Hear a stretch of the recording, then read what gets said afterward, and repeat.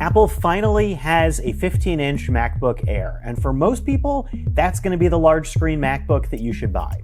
So Apple has a really big lineup of MacBooks now, like they've had for years, and to catch you up on it, there is a MacBook Pro line that's really expensive that starts at $2,000, which has a lot of nice display and port options and much faster processors, but you're going to have to really pay up for that. But there are also iMacs, Mac Minis, the Mac Studio, and the MacBook Air right in the middle. They all have these M1 and M2 processors, which are really fast. So processing for me is no longer that much of an issue. But Apple didn't have a large screen laptop that was in its affordable part of the lineup before. You had to get that 13-inch MacBook. Now there is a 15-inch model. And I think as back to school shopping kicks in, or anybody's looking for an affordable alternative that's not an iMac, I think this is it. So let's catch you up on what's new here.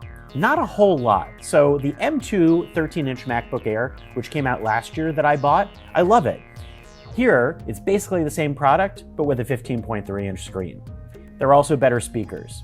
And that's about it. So there's not a lot to catch up on, which is a little bit surprising if you were hoping for a new processor or some other new exciting things here. For that, you'd want to go to the MacBook Pro line. But here, you are getting a lot of features at a pretty affordable for Apple price. This starts at $1299, which really is a little bit less than I was expecting for a 15-inch laptop from Apple. Now, again, a lot of the features on here are pretty similar to what you had on the 13-inch MacBook Air.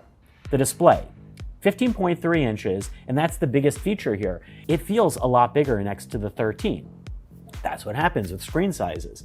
And it's the sort of thing where if you sit it on a desk, you do feel like you can use more apps at the same time. I find when I'm working on the 13-inch Air, I tend to be a one-app user with a little bit on the side. This, I feel like I can do a little bit of that multi-pane action stuff. It has the same liquid retina display that Apple had on the Air before, which is really good quality. It's not mini LED like on the Pro line, which really does pop, but for all uses that I've had, it's a really good display. There still is a notch on the top. It doesn't bother me though, because I don't know, Apple uses that menu taskbar on the top in that area anyhow, and for the most part, computing fills the screen below it. Would it be nice if it filled even more and there was no notch? Yeah, but that's what's going on right now. It's a little bit weird because Apple doesn't have any Face ID camera here. It's just, there's a notch. But there is a 1080p webcam, which is perfectly good and a bit better than previous Gen Macs for doing video chat. So the design, it's thin. It's as thin as the MacBook Air 13-inch. I didn't feel shocked by it, but it is very nice, although it does make the laptop feel wide. I mean, this has big 15-inch laptop dimensions going on here. There's extra space on the side of the keyboard, and so you're going to need a slightly bigger laptop sleeve or a bigger bag to carry it in.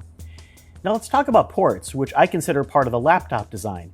Apple did not increase the number of ports on this laptop compared to the 13-inch model, which is a little weird considering this is a considerably bigger laptop. There are still just two USB-C type Thunderbolt ports, and they're on one side, along with a MagSafe charger. And on the other side, there's a headphone jack.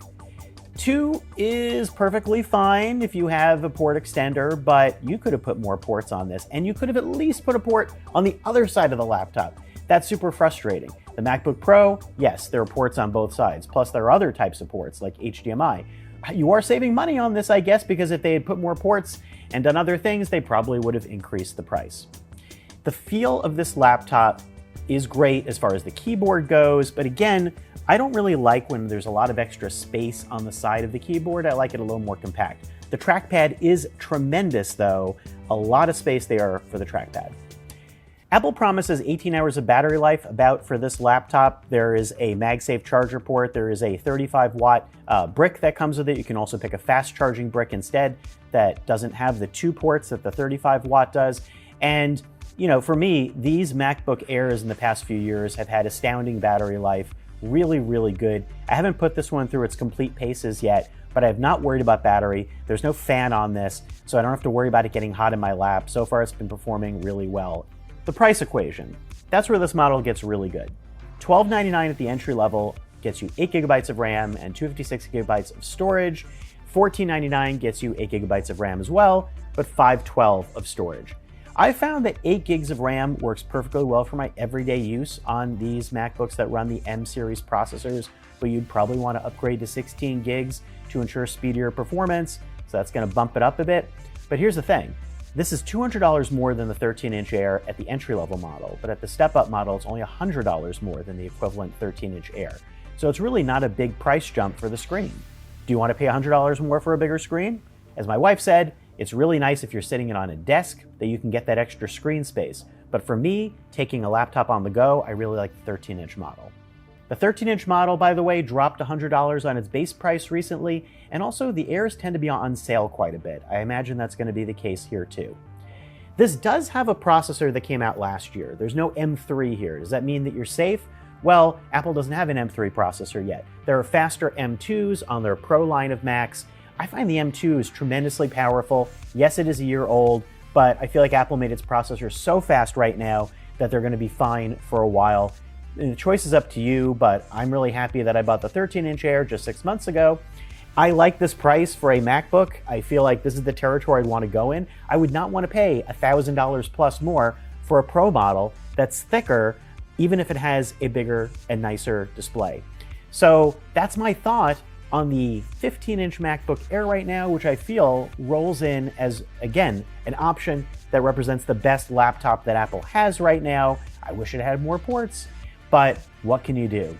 That's the story for 2023. If you have questions and comments below, please leave them there, and make sure to like and subscribe. Thanks for watching.